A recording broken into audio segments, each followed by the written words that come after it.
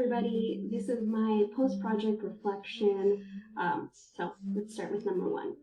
Why is it important to record oral histories? In my opinion, and after doing this project, I believe that it's important to record oral histories because it records a moment in time that might have been lost. It helps not just our generation understand where our parents are coming from or where older generations are coming from, but it also helps us kind of put that forward so that future generations can have these words, these histories, these stories to carry on.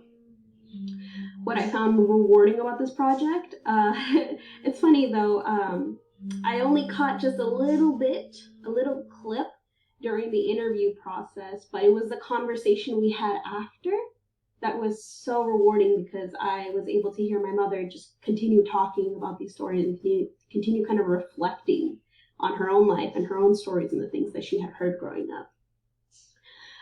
My biggest struggles and obstacles, a little bit the technology. I was trying to find the right application to record what sounded the best, so that was definitely one of my bigger obstacles.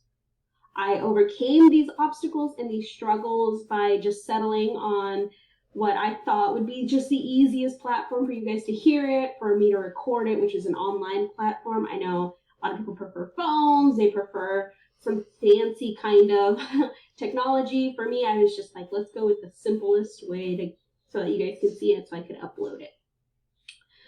What did I ultimately learn from this process? What I ultimately learned was, one, hearing these amazing stories, hearing things that I hadn't heard before, having that conversation with my mother, and also being able to kind of have that clear and open communication with her. That's something that I find very valuable, that I would want to carry forward, that I hope this is a jumping stone for me to be able to talk maybe more about our family, more about her country that she came from, what her migration story was like, and just really hear more of it and have that open communication. Yeah, so that was my post-project reflection. Thank you for listening, and I'll see you guys in class.